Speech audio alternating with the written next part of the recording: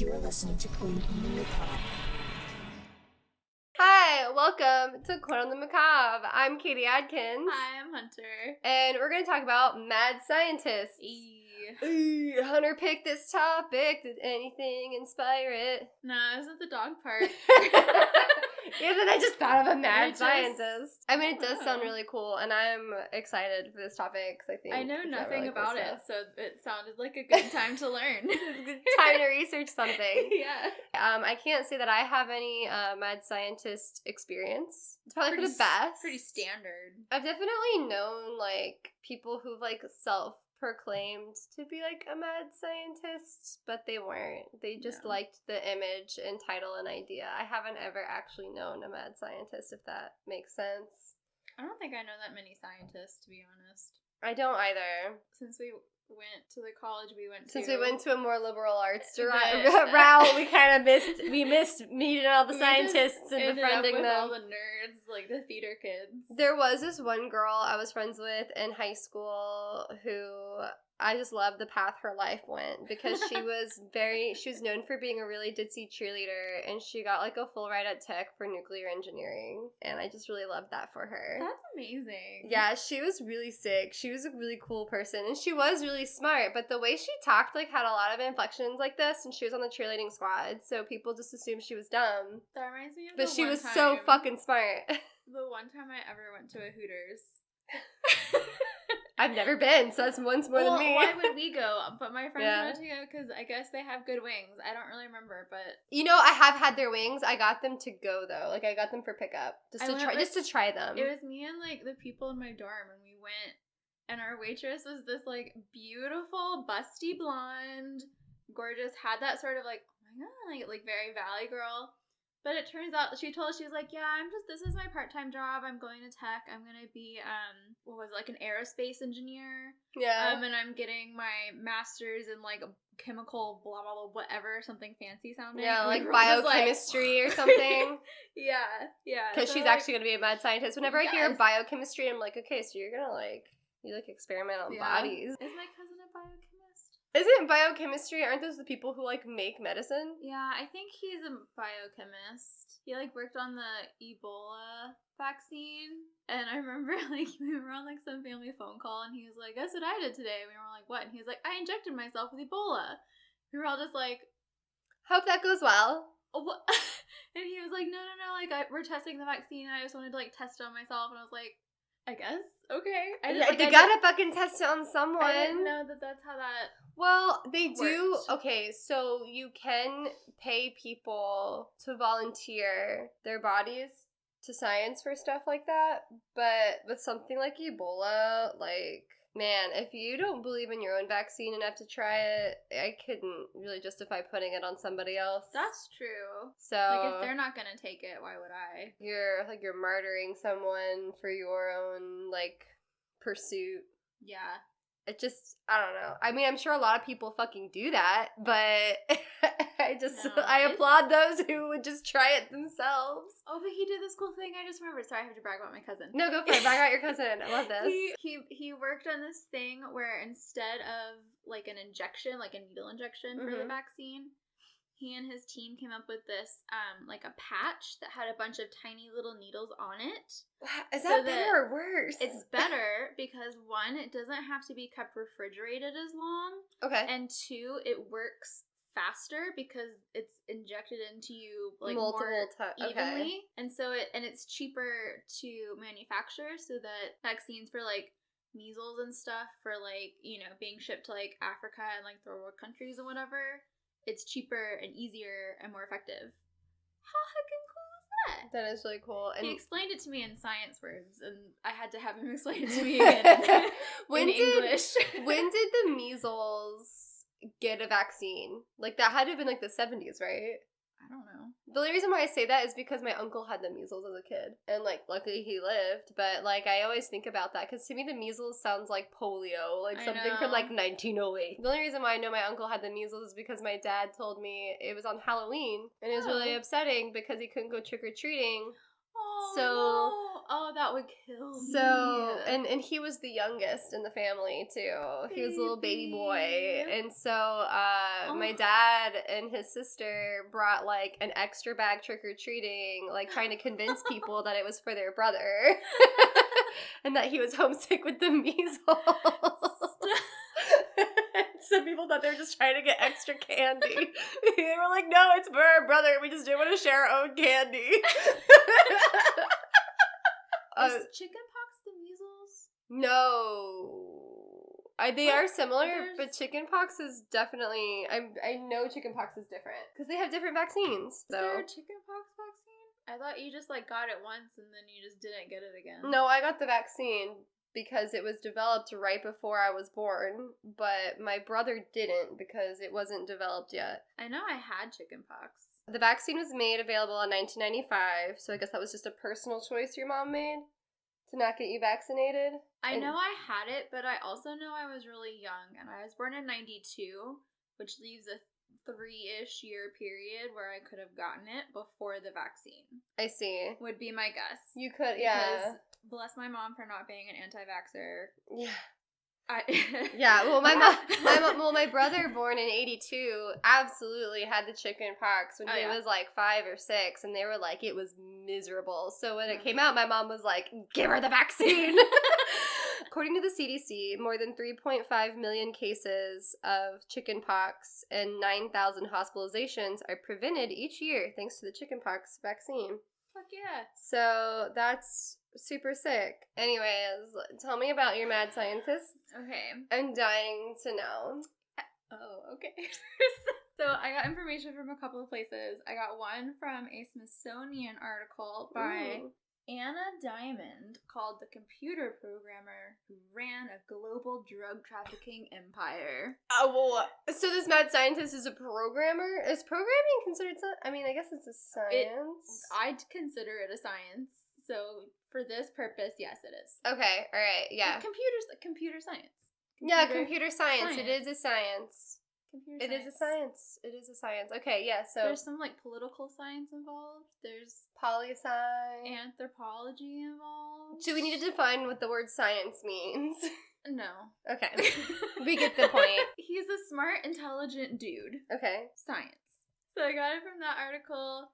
I got it from a podcast episode of Reply All, which I had never heard of before, but it was actually really great. So check them out, Reply All. It's a podcast about the internet.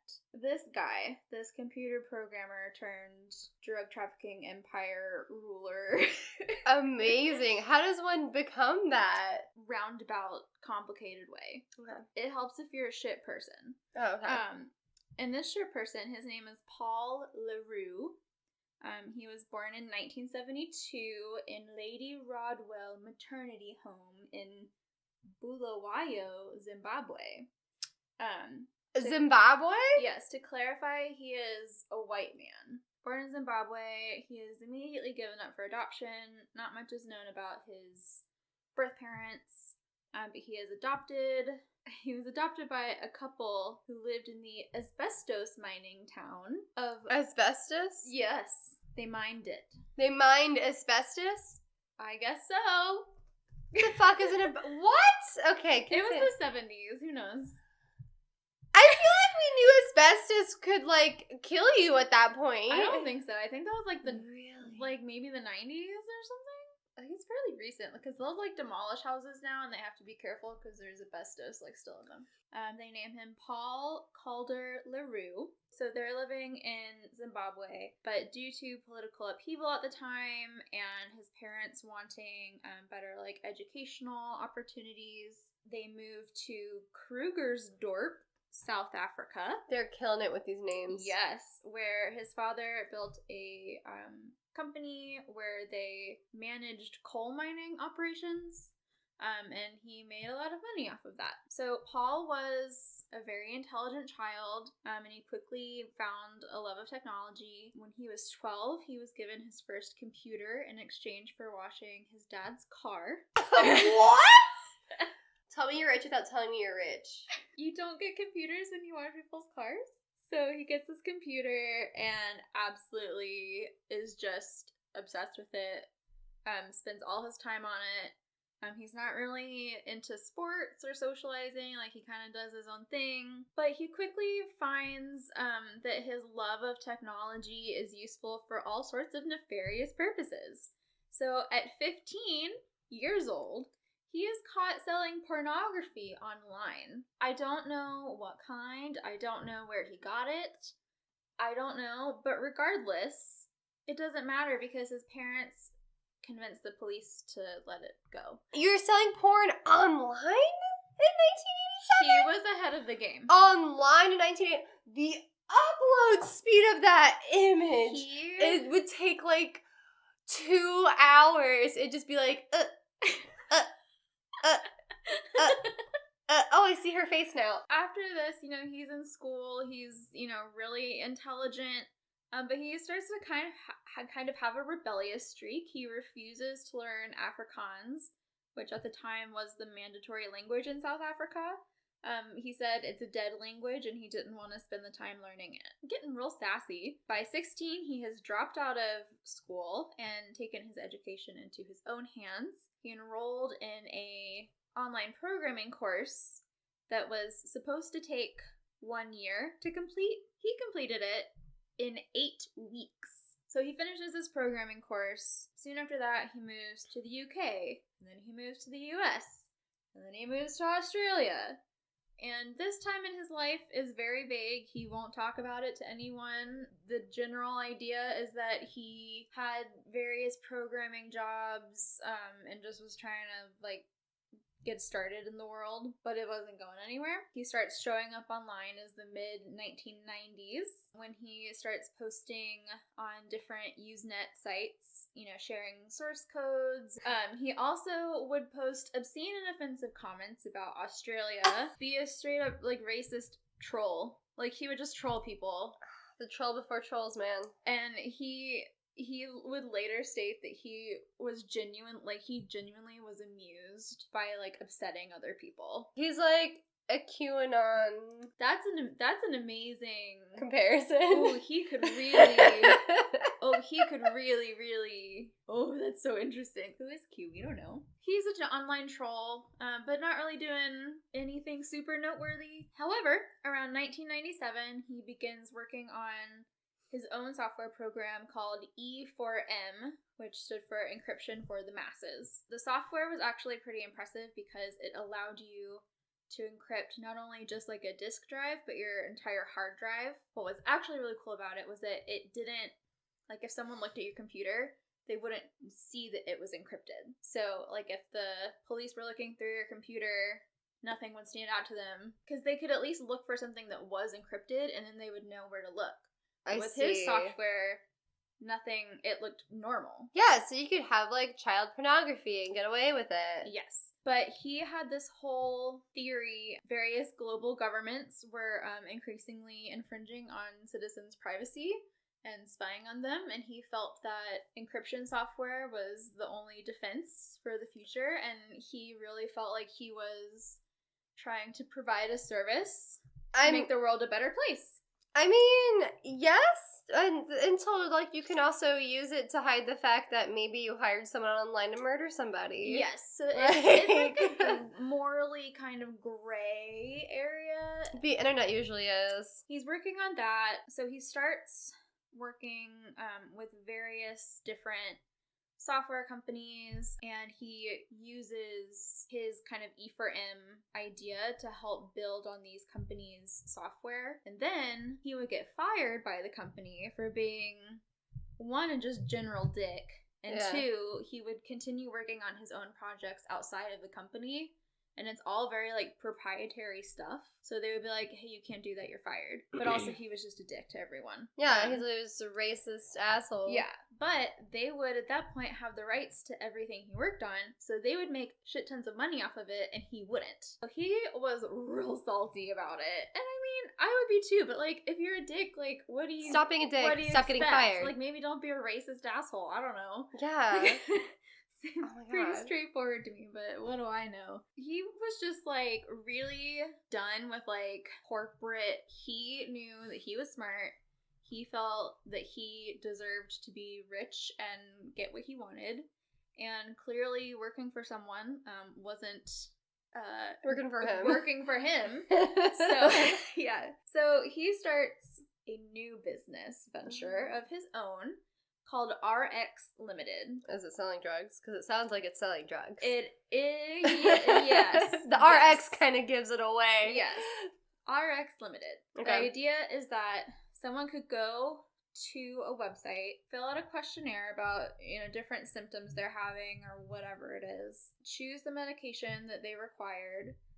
There was like a list of like 4 or 5 medications that the site provided, and then pay for it online. And then that order and the questionnaire would go to a doctor, like a real doctor, somewhere, and that doctor would say, okay, yeah, sounds like this person needs this prescription, and sign off on it, despite having never seen this person in person. The operation is in the US, but all of the people operating the business, none of them are in the US. Okay. So the questionnaire gets sent to the doctors sign off on it and send the prescription to a pharmacy in the US. It is usually a rural town, usually not like a big name one like CVS or something. It would be like locally owned, so that it wasn't as necessarily highly regulated or watched. So the prescription would go to these pharmacies, and the pharmacy would fill a prescription and mail it to the person. The pharmacies and the doctors got commissions on every order.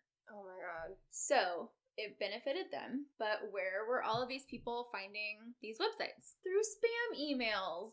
And you would think that, eventually spam detection and it would get caught. Roux had found a way around this by getting his own domain seller, so he could continually just pop out new domains as much as he wanted.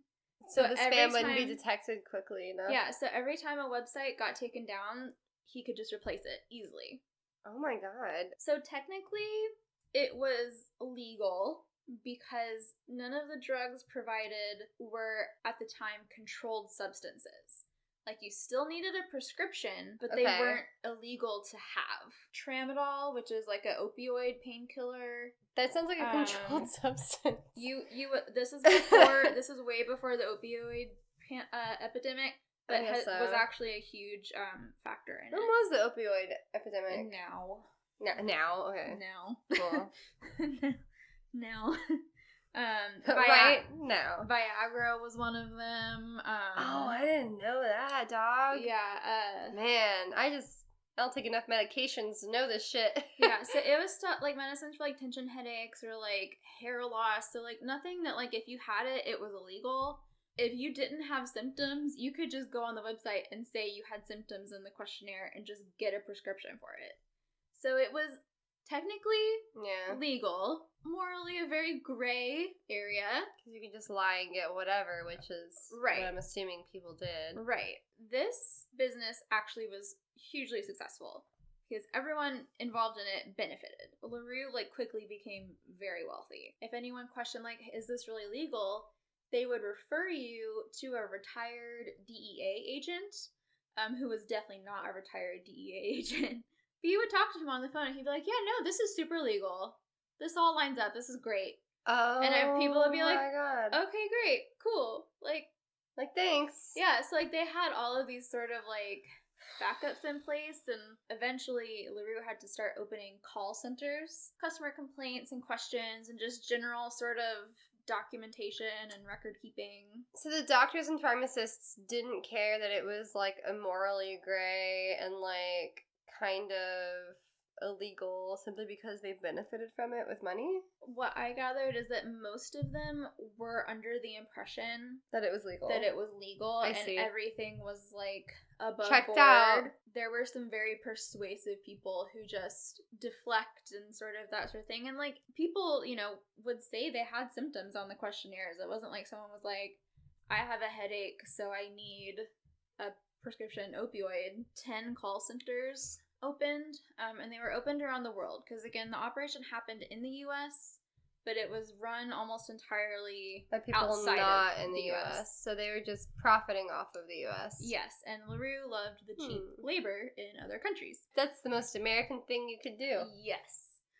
Even though he's not American, but... Yes, but he really seems like one. He really embraced it. Yes. He really embraced truly made the best being of the American dream. a white American man. Yes.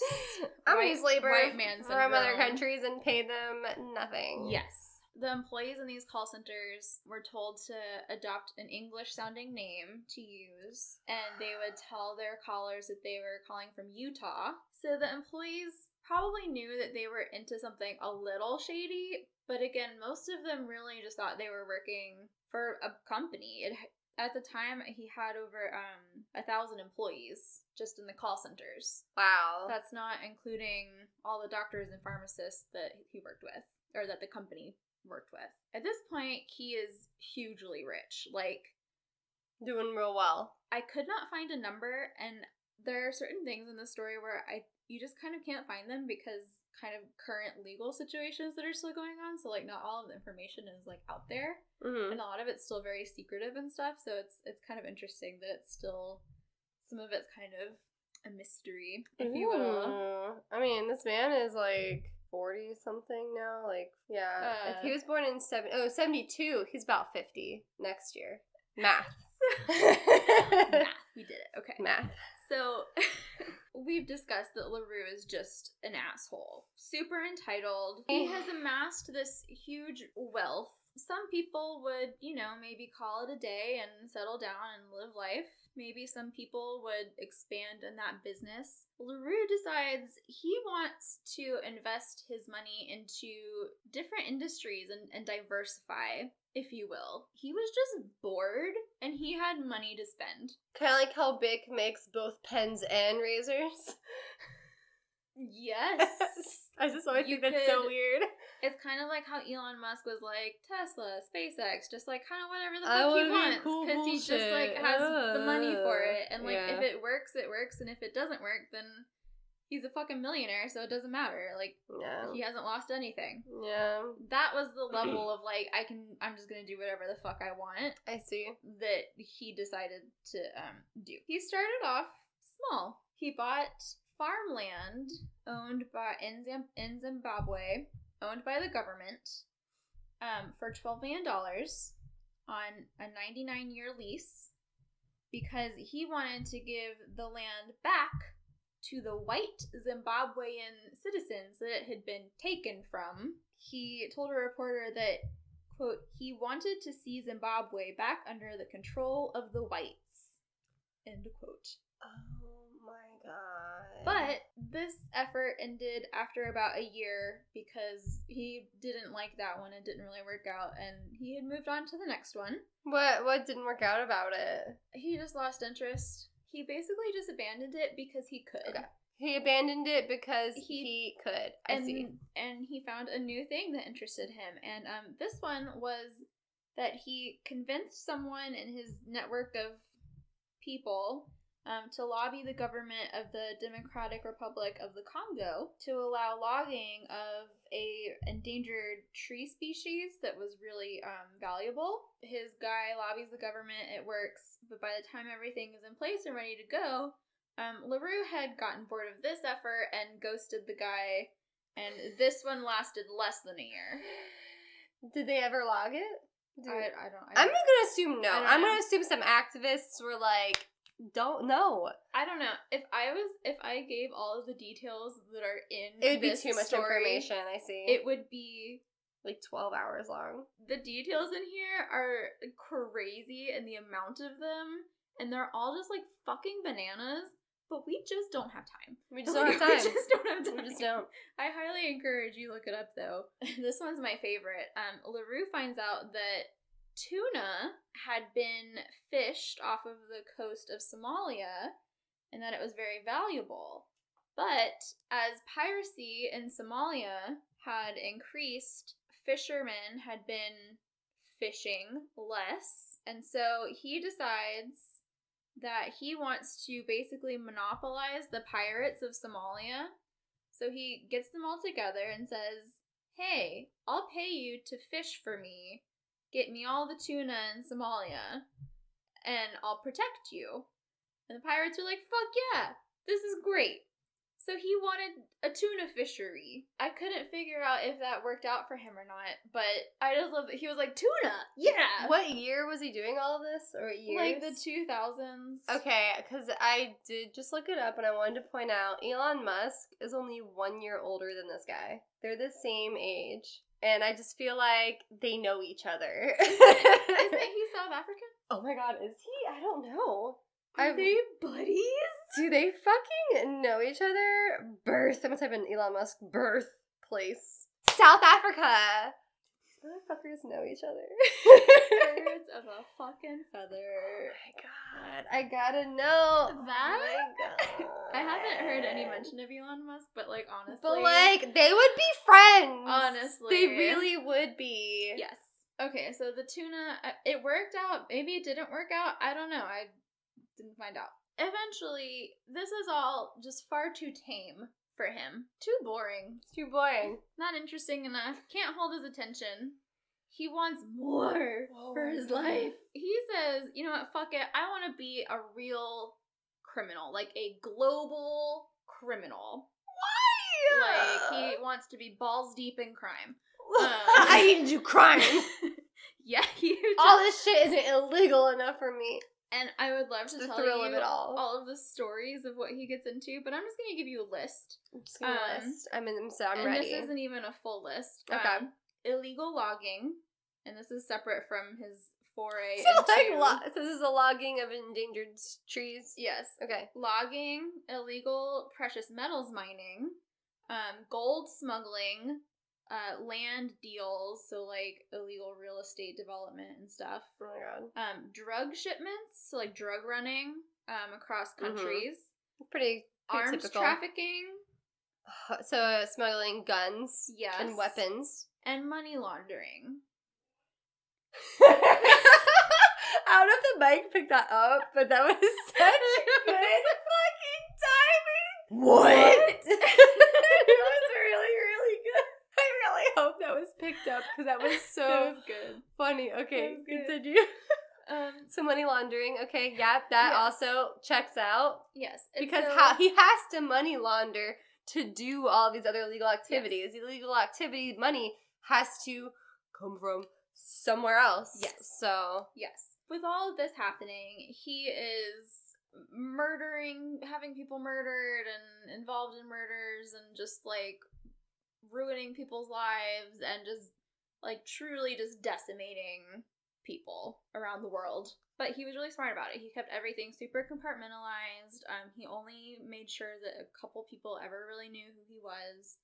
So who worked for him did not know who they were working for. He just had like tons of, basically like a militia of like ex-soldiers just like doing dirty work for him. And they got paid out the butt to do it. He had moved to the Philippines. He had bribed most of the police officers. The ones who he hadn't bribed knew that everyone else was bribed, so they were afraid to speak out about it.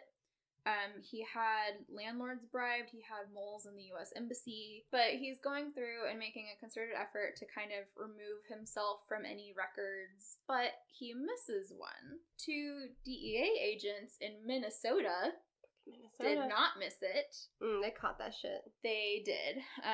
These 2 DEA agents had no idea what they were getting into. Like, they were basically their job, they weren't even, like, field agents. They sat in an office and looked at, like, financial records, and they just happened to notice that something was off. So they caught the money laundering. Yes. Is what it sounds like. Yes, I believe. Okay. Something like that. One But of the they were smaller crimes. But Ooh. they follow the trail to this huge global crime network. Just like Tickled. Watch Tickled. I've recommended it so many times, and I'm recommending it again. Tickled, same slope, where it's like, oh, it's this little thing, let's investigate. Holy shit, what have we found? These 2 DEA agents find his name, and this sparks a huge operation. Because they can't just, like, go find LaRue. Even if they did go find him, like, he has a militia of deadly people, and, you know, even if he goes, then they still have to figure out how to shut down his entire worldwide operation. Like, it's fucking a lot. He has, like, an actual army. Yes.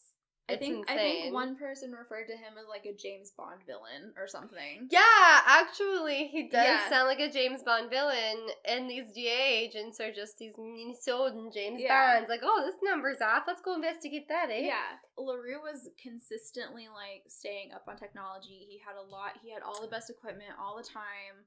Like, he had a like, virtual fortress in the Philippines. Oh, yeah, he and Elon definitely know each other. Yes.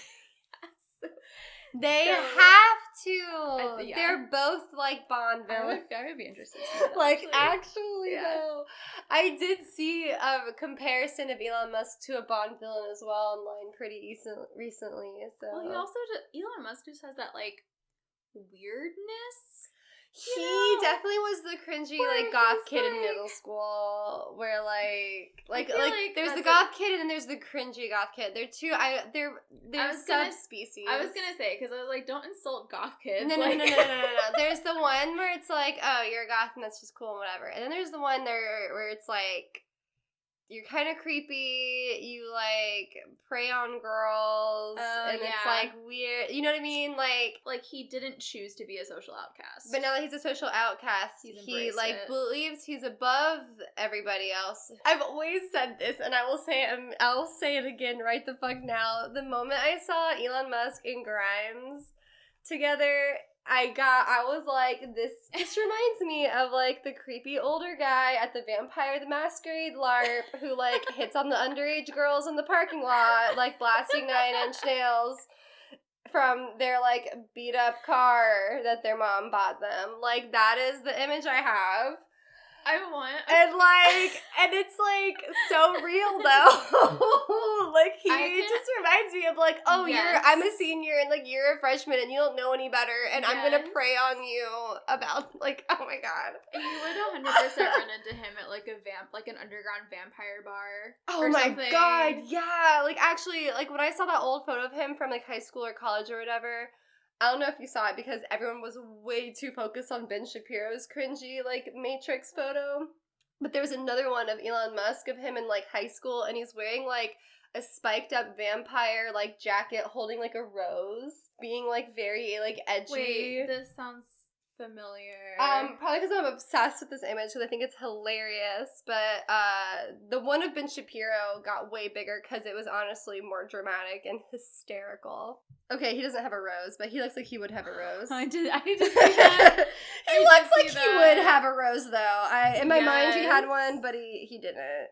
But yeah, the Ben Shapiro one is too good with the fucking katana. Oh my god. And the, like, Matrix jacket, and, like, he definitely... Okay, I'm absolutely putting these in the blog whenever I actually make the blog happen, or maybe I'll just I'll layer it over as on the YouTube video because it's so good. He looks like... Okay, I don't know if you remember when The Matrix came out in, like, 2001. No. Like, there is a lot of obsession around the movie, and a lot of people who, like, basically, like, they, like, cosplayed, you know, like, going to see the movie and stuff, but they would, like, be really in character, and back then it was, like, hella fucking cringe. And there's this video I gotta show you where it's, like, these guys waiting in line for the second Matrix movie, and, like, super hyped for it, and they're all, like, introduce yourselves, and they're like, I'm John, I'm a runner. And, like, they all have, like, sunglasses on, and they, like, say their, like, position, like, in the, oh my god, it's just, it's so fucking good! It's so good! And it's just exactly what Ben Shapiro was, and I just love it. I'm sorry, continue. I'm so sorry. In order to take down LaRue, first they decide that they have to take down his associates in his crime network. This involved Somali pirates, Israeli arms dealers, international drug runners, and various hitmen and assassins. So all of these people had to be tracked down and caught before they could get LaRue. Oh my god. Yeah. Let me track down your individual assassins worldwide. What Yeah. the fuck? Oh my god. Imagine being put on that assignment. How can you not feel like James Bond? Yeah, so that took some time. Eventually, there is a different sting operation in Liberia where undercover DEA agents lured LaRue to Liberia on the promise of a large shipment of methamphetamines. He was like, yes, I want that. Meet you there. Cool. They got him. Wow, thank God. So, like, literal, like, spy shit. So... Because he really is a Bond villain. yes. Which is why I felt like mad scientist, because it's just that, like, he is, like, actually, like, a crazy person. A super crazy, smart person who went fucking wild. Man, Wild. They don't make mad scientists like they used to. No, this They're is now like, programmers. This is and believe in white supremacy. 21st century mad scientist. Jesus. Mine is gonna be so different from this. I think that's great. What is it? Variety is the spice of life. He's caught. Great. Sick. We love it. In January 2014, Okay. he pleaded guilty to being involved with the RX Limited operation. Involved? You mean like running the whole thing? Yes. In December of 2014, he pleaded guilty to trafficking methamphetamine into the U.S., selling technology to Iran, ordering or participating in 7 murders, as well as fraud and bribery. In March 2016, it was revealed that U.S. authorities had to take unspecified steps to protect LaRue's family. June 12th, 2020, so not that long ago, LaRue was sentenced to 25 years in prison. I think that's not nearly enough. Yeah, he'll be like 75 by the time he's out. It's not all bad because they gave him a more lenient sentence because he had cooperated. Well, 25 years is also because he cooperated. He literally had a sentence. I know. Okay, 25 years though in most states is life, technically.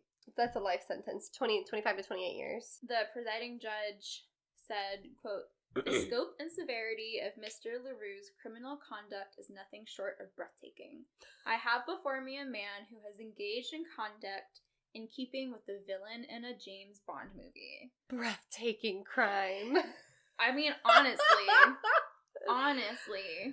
So, yes, it's only 25 years, but upon his release, LaRue is expected to be extradited to the Philippines, where he will stand trial for the murders committed there, as well as the armed shipments intercepted by the government there. Wow. So that he still has that to worry about down the line. LaRue, though, has a different plan for what he's going to spend the rest of his life doing. Okay. He told, in a letter to the court, he wrote, "I plan to start a business selling and hosting Bitcoin miners." You literally can't from jail, though, because you literally can't. I mean, he can start the business, but he literally can't profit. If you're in prison, you literally cannot profit off of anything. He says he's going to use a special chip that would generate Bitcoin faster than anything currently on the market. What? Honestly, if anyone could, though. I mean, yeah, but like, what the fuck? But it's just hilarious to me that he's like, no, I'm gonna do this instead. Like, fuck you guys. I guess, but I'm gonna do that. Yeah, like I got other plans. I'm sorry. Like, yeah. So that's that. That is the most condensed I could make it. Yeah, that's crazy. I mean, you did it though. You fucking did it. It is. I mean, the amount of things I had to leave out that were just. I really thought that I was just gonna pick like a single article and be done with the research in like an hour. No, this man did too much. Nope.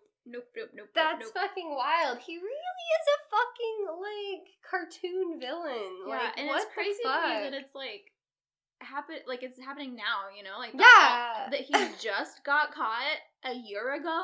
Yeah, Jesus. Truly like a racist, misogynistic piece of shit. It's funny because misogyny wasn't actually like mentioned in this story, but it's pretty assumed. I trust it. I trust that he was misogynistic. A lot of his Usenet 4chan posts were like very anti-women. Yeah. Okay, because I know he was very racist. Race. But usually if you're racist, I just sort of assume you're also a misogynist, and also, like, I don't care because you suck. Anyone who owns up to, like, yeah, I'm an internet troll and I'm proud of it and I love it, like, at that point, just, like, cease to exist, please. Stop.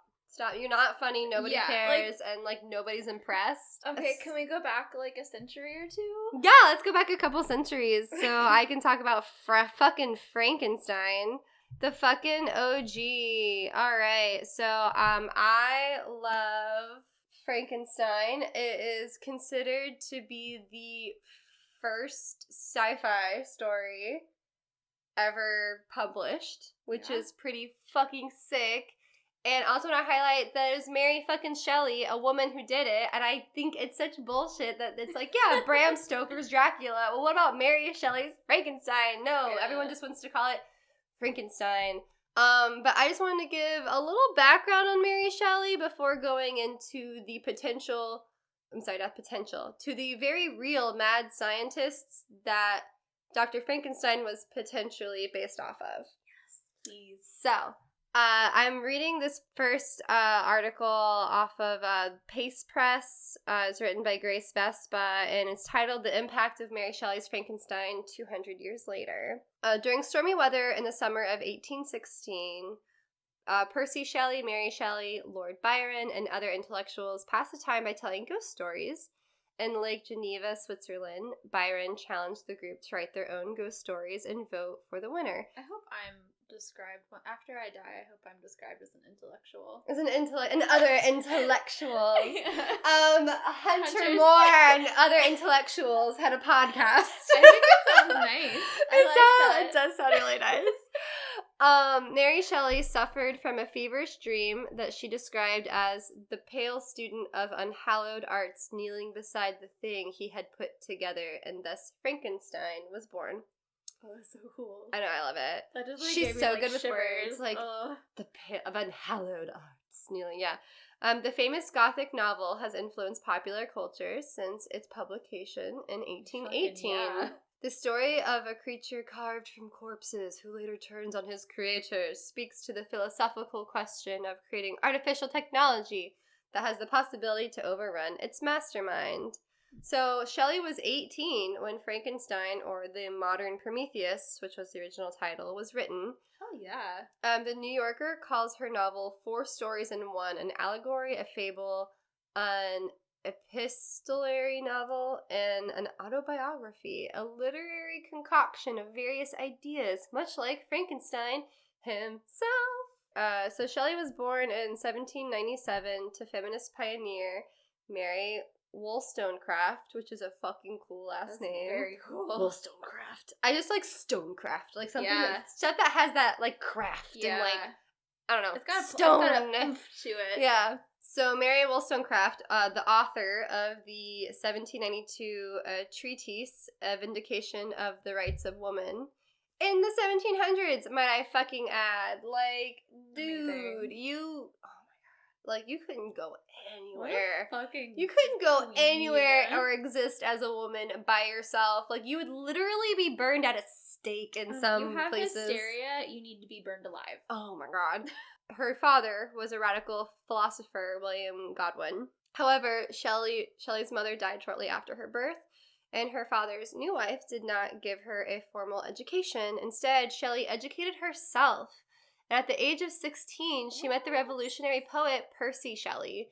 When her father disapproved of the marriage, the newlyweds just ran away together, and they just traveled around Europe together. Even more reason to get married. I know, they're just like, oh, Fuck you, Dad. But Daddy, I love him. But Daddy. Although many people attributed Frankenstein to her husband because they're fucking sexist and think that if a woman writes anything about a man, it has to do with her dad or her husband. But the couple was supportive of one another's work. And Percy Shelley's edits are found in an early edition of Frankenstein. So, like, he helped, like, edit her writing and, like, helped her. Oh. Frankenstein is not about him. Like, it's such bullshit. Okay. Oh, Percy. I know. Good boy. So, according to the Independent... Sorry. That came off way more condescending than it was supposed to. Good boy, Percy. Good boy.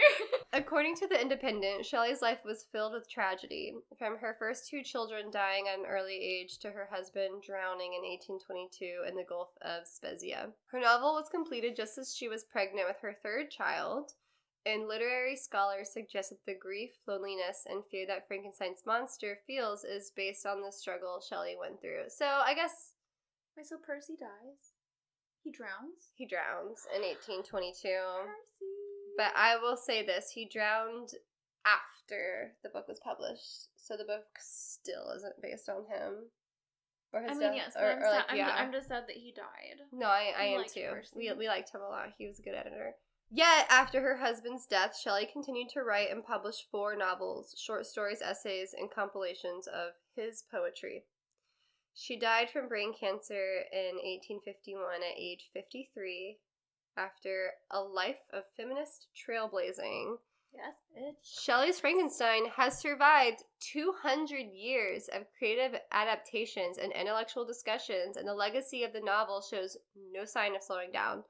To the point to where in 2018, Guillermo del Toro, the director of The Shape of Water, thanked Shelley for inspiring him to continue his own work. In his acceptance speech at the British Academy of Film and Television Awards, del Toro stated that Shelley gave voice to the voiceless and presence to the invisible, and showed me that sometimes to talk about monsters, we need to fabricate monsters of our own.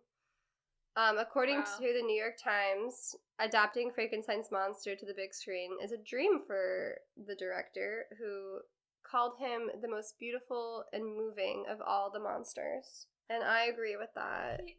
I just fucking love that. So I really want to shine light on Mary Shelley because she fucking deserves it. Yeah.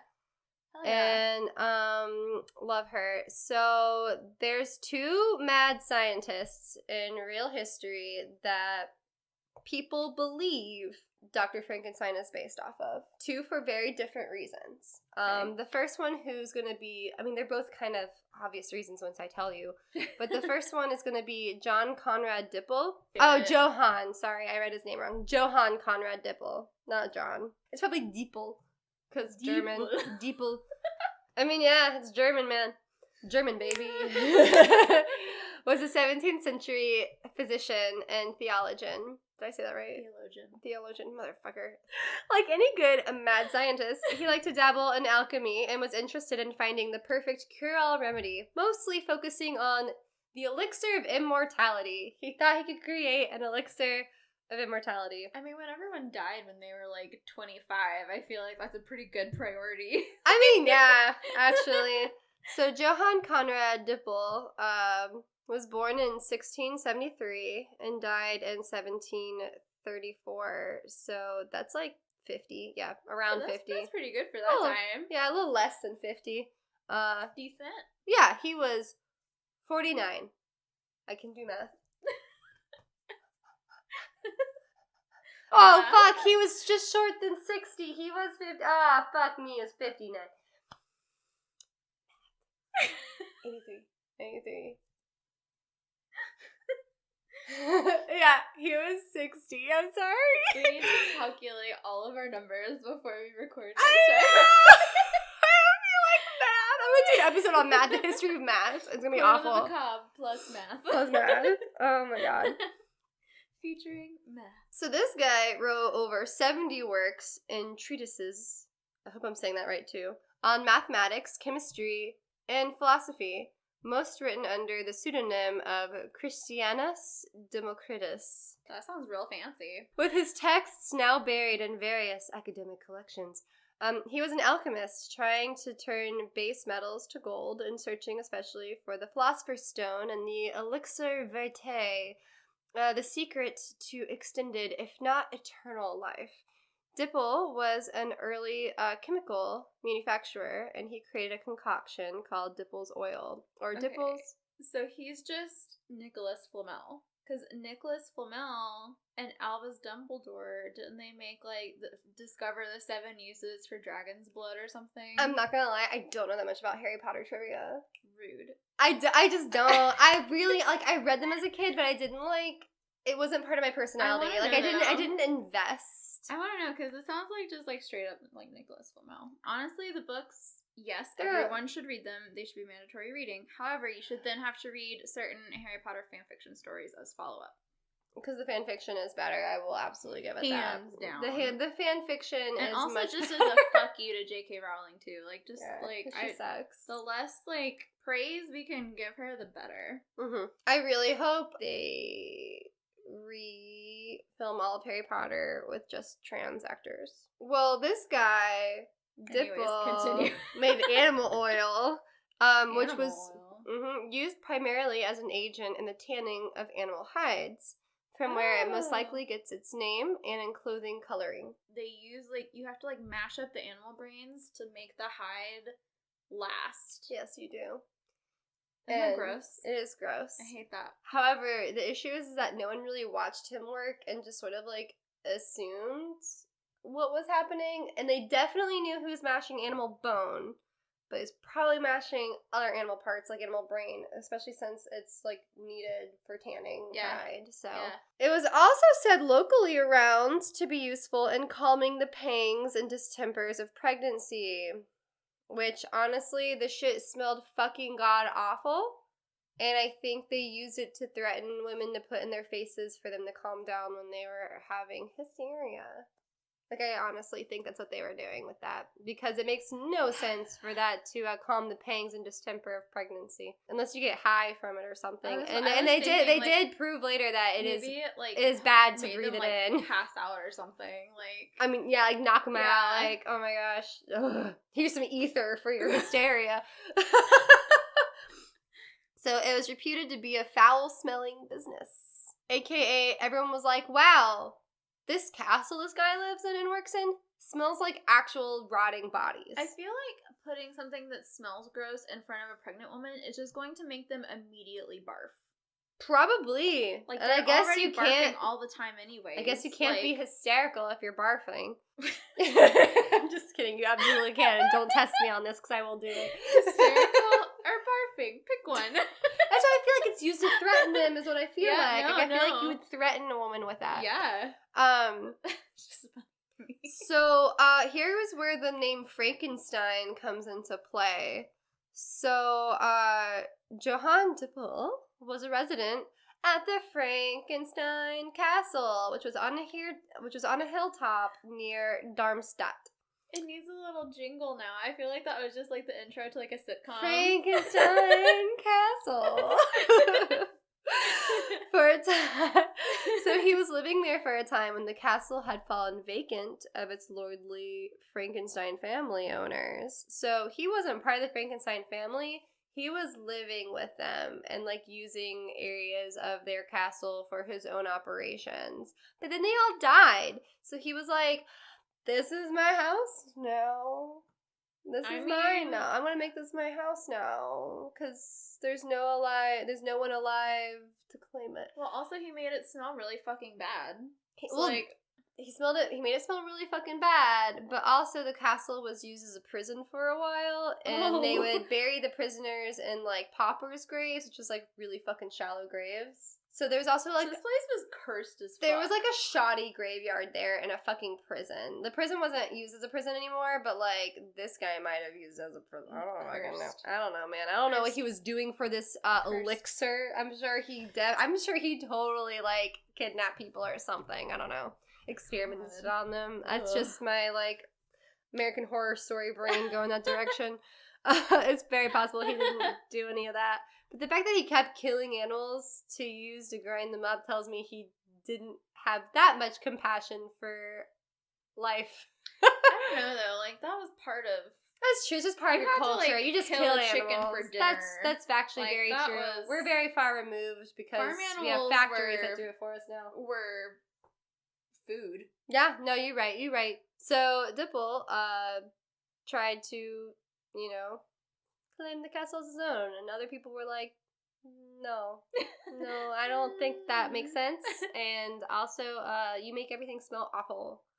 And we hate that. You stanky. Yeah, they're like, and people became convinced he was absolutely at least using dead bodies to experiment with. And so he, as we know, crushed up animal bone and animal brains and animal body parts. Yeah. But there's a legend that he made his oil and formulas from human body parts as well. Due to the paupers' graves, they claim that, you know, they're shallow, so he just digs up the body He would, and like, uses go them. grab an arm if he needed it. Right. I And need an extra hand. Guess I'll go get one. yep. I'm sorry to say he did not create an elixir for immortality, unfortunately, or an end-all be-all remedy for illness either, because that was something he was trying to do. Basically, like, That would have been really nice. it would have been cool, and I would have been impressed considering the environment he was working in. However, there's another kind of connection between Mary Shelley and this guy, like, trying to show proof that she knew who he was, if that makes sense. Yeah. So, especially since the time that he existed and the time that she existed aren't that far apart, it would be like us talking about Marilyn Monroe. You know what I mean? Okay, yeah. Like, that's the kind of time distance they were apart. Okay. But the other connection, which is a little indirect, John Polidori, who was Lord Byron's companion during that same summer of the ghost stories that I told you about earlier. Yes, the intellectuals. The intellectuals. John Polidori was one of the intellectuals. Was reported to have committed suicide by drinking prussic acid, more commonly known as hydrogen cyanide. Ooh. Gross. Yeah, cyanide bad. Which Sherlock Holmes always managed to deduce from its smell of bitter almonds. So, like, it's a thing that's used in literary stuff. Prussic acid gets its name and is derived from a painting pigment called Prussian blue, which is now sometimes used as an anti-radiation medicine. Prussian blue was created by a Berlin printmaker named someone who fucking cares, who made it from something that came from whatever, and he got that from Johann Conrad Dippel. Oh. One of the chemical ingredients at the core of Dippel's work and a common chemical manufacturing compound today. So it's indirect, but sure. Dippel moved on from the castle of Darmstadt, Frankenstein's castle, still ever seeking his life-sustaining elixir, but in the end, it may have had the opposite effect for him. He died of complications of chemical poisoning, either from his close work with some very toxic substances, maybe cyanide, Yeah. or perhaps sampling his own elixir formula, which may have had the opposite effect of the one Like, intended. poisoned him? Mm-hmm. Ew. Mary Shelley encounters Dippel's oil and the story behind it on the Rhine trip in 1814, as told in The Secret Memoirs of Mary Shelley, when she was feeling the sensations of her first pregnancy. Ooh. This next guy I'm going to talk about is who potentially helped inspire Frankenstein, is Giovanni Aldini, who's Sounds really like a magician. He actually is more of a magician than a scientist. I'm actually not kidding. Sounds like a magician. I'm straight up. I'm like convinced Houdini was like, Aldini's a cool name. I'm just gonna because I mean, I don't believe Houdini was really his name. Maybe it was. So Giovanni Aldini was a 19th century physicist. So he does science, but he had a circus freak show of science. Oh. He traveled Europe with what literally can only be described as a freak show circus of science. Oh my god. So, electricity was his thing. Ooh. Mm-hmm. Bolts. During the show in London in the early 1800s, like 1808, 1805 Okay. kind of time, Aldini electrocuted the severed heads and bodies of dogs, horses, sheep, and cows with high-powered batteries. The dead animals began to move and twitch as if they were alive, prompting one reporter in the audience to refer to Aldini's spectacle as Satan's puppet show. I really hope I get picked up. I really hope you can just hear this. Why is this timing so good? Oh no! I don't even know what he's doing. Oh my god. But Aldini's most famous experiment the next year, after he went from animals to being like, no, we're gonna move on to people. Oh. Yep. Okay. Which I believe he wasn't creepy enough. Yeah, which I believe in 18. Here's a nice little illustration of him electrocuting an ox head. He was given the body, so he was donated a body, I guess, by the government, of a hanged criminal who had been executed for the murder of his wife and child. So I guess the point was, it's okay. They were like, we don't care about him and what we do to his body, because fuck this guy. Yeah. So after applying conducting rods to the man's rectum, no, that part was left out of Frankenstein. Or was it? The corpse began to punch and kick the air violently. Oh my god. Rods applied to the face also seemed to make the body come alive. When one of the eyes popped open, several people in the audience thought that the man had actually come back to life. Well, fucking yeah, like... Yeah, which, I don't know why this is mentioned, but had that been the case, he would have, of course, been immediately executed again. Second time's the charm. But it was the fact of using electricity as a form of reanimating the body. Yeah. That's like the Frankenstein's whole fucking thing. Yes.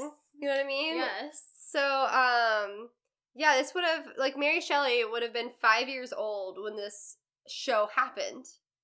So this is like, during her lifetime. Nightmare fuel, dream fuel. Like, yeah. Oh, yeah. That's gonna stick with you if you're a kid and you see that. Yeah. Apparently it's called, galvanism. But he also constructed and illuminated lighthouses. That's nice. You know? That's life-saving. But, experimented, with experiments for preserving human life and material objects from destruction by fire. So he tried to make people and objects fireproof. Also pretty cool.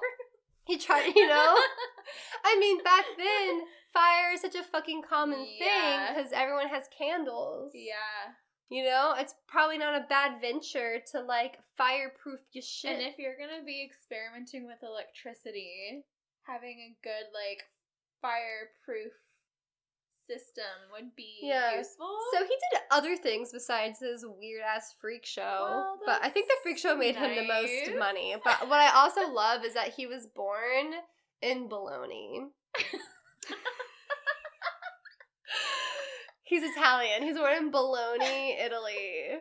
My Bologna has a first name. It's Giovanni. Giovanni Aldini. I just like that Bologna is a real place. Have you seen that? Maybe it's pronounced Bologna, but it's what we like to call Bologna. Have you seen? There's this TikTok of this girl, from I guess like Britain or somewhere, and she's like, nobody told me that you guys have this absolute treat. And she opens the thing of, like, Oscar Mayer bologna. Oh, my God. And just, like, she's like, this is a delicacy. And, like, takes a big fucking bite out of a bologna slice. And I was just like, ah! So Giovanni Aldini also, I like how this was written, he bequeathed a considerable sum to found a school of natural science for artisans at Bologna. I will not call it Bologna. It's Bologna. I fucking-fuse. But this guy lived to be 71. So back then, like, he might as well have founded a fucking elixir to life. Like, he wasn't the elixir guy, but, like, maybe he just electrocuted himself enough. I don't know. Damn, alright. Also, here is a quote. Oh, wait. No, not a quote. But just, like, suggestion that Mary Shelley associated Giovanni with her works in Frankenstein, which how could it not be related? In her introduction to the 1831 edition of Frankenstein, because it was rewritten, she does not mention Aldini, but galvanism was among the evening discussion topics before she experienced her waking dream that led to her writing. So chapter 5, the creature awakened, and it's quoted, by the glimmer of the half-extinguished light, I saw the dull yellow eye of the creature open. It breathed hard in a convulsive motion, agitated its limbs. That sounds like an actual description of his Satan's puppet show. Yeah, I love that term. Satan's puppet puppet show. show. It's just Satan's puppet show. So good. So that's my little mad scientist tidbit. That's amazing. I thought it was really interesting, really cool. Love Mary Shelley. Love what she's done What a for queen. for the gothic. Yes. First of all, OG goth girl. Like, for real though. Into the creepy shit. I know. Like, people talk about Edgar Allan Poe being like gothic and whatever, and it's like cool, whatever. But like Mary fucking Shelley. Yeah. No, she lived it. She like lived going it. because they She were staying lived at it. the Frankenstein castle, right? The She didn't. intellectuals. She did. They didn't stay at the Frankenstein castle. Oh, I thought she said. She visited, That's what I mean. That's what I mean. Like, but I don't think she stayed there. Oh, like she just went to like tour it. Yeah. So I have an honorable mention that is a mad scientist, and this one's just fucking weird, and it's pretty short. So let's go into it. So A very honorable mention. this is very Paracelsus. I don't know if I'm saying that right. Paracelsus. No, that sounds wrong.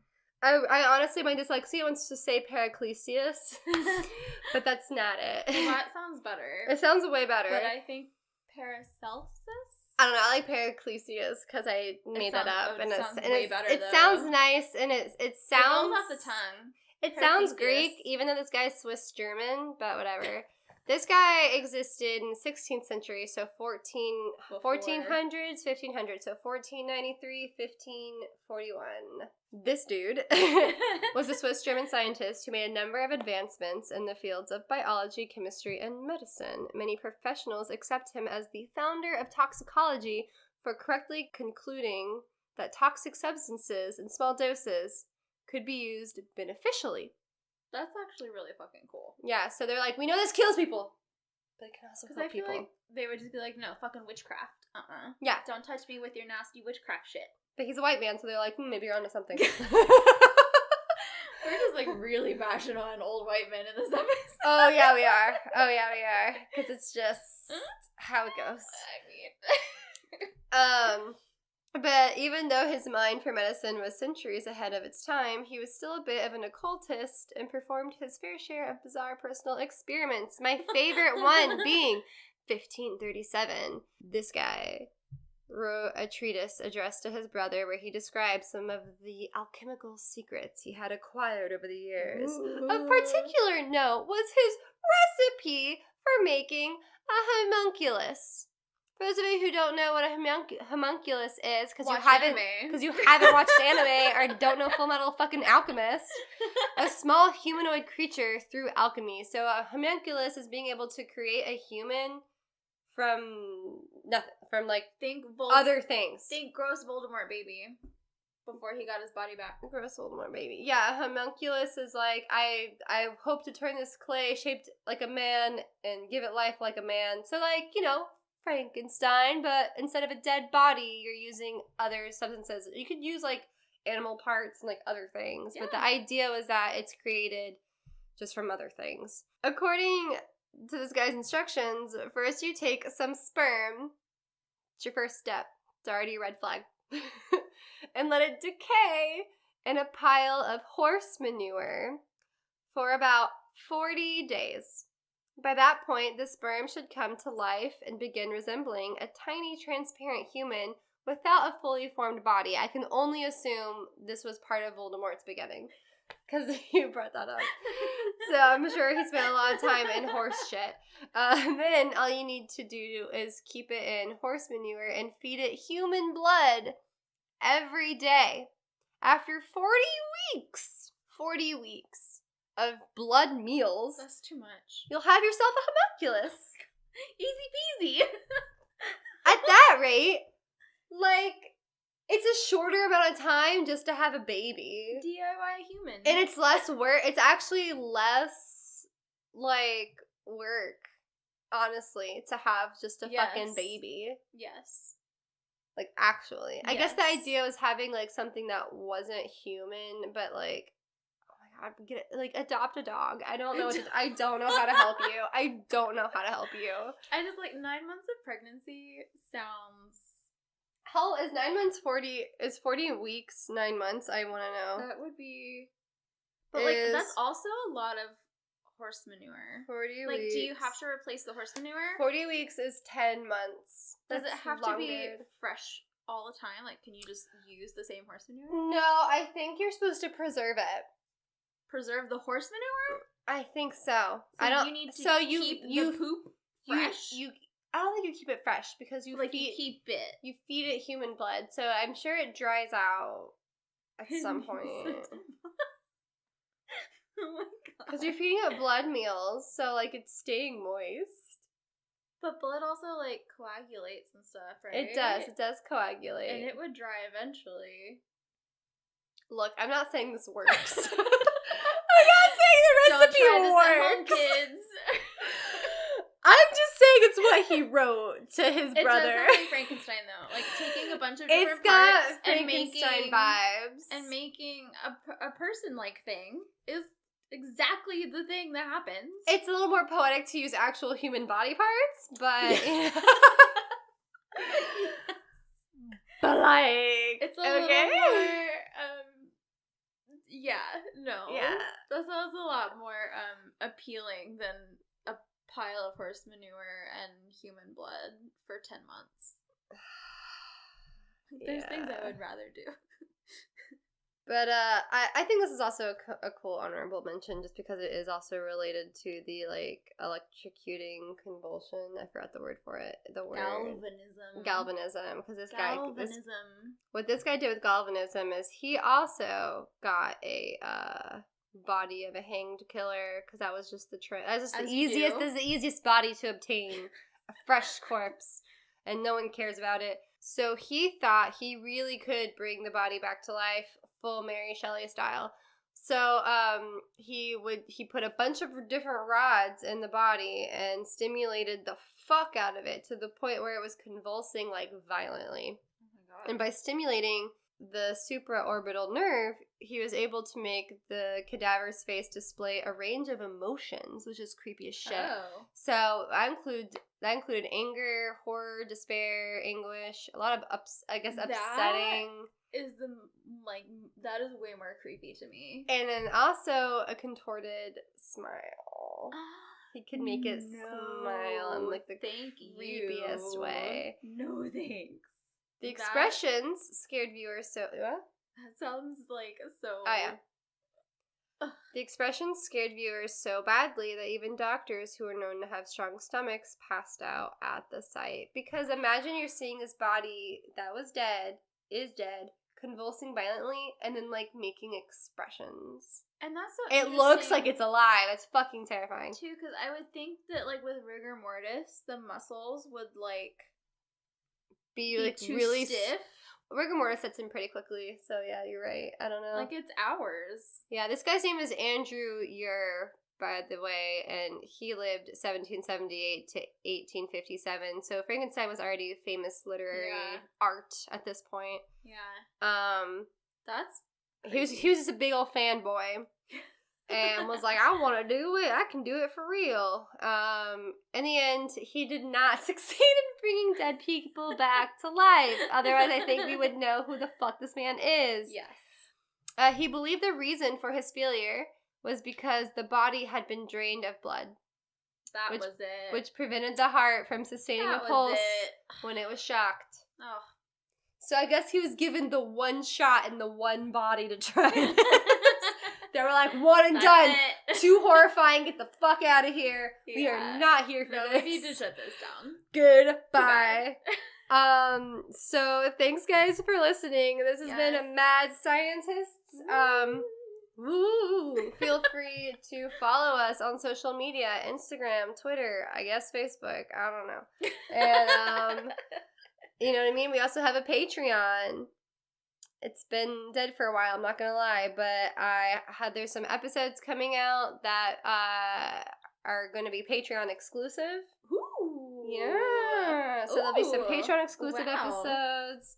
I have other projects that are taking 5 ever to get moving. 5 fucking ever. I've said this a lot in past episodes about these fucking projects, and like the last the Drunken Dreadful episode with you, like getting all the reenactments for that is actually like a task. Yeah. But yeah, so thanks and keep it creepy. Bye.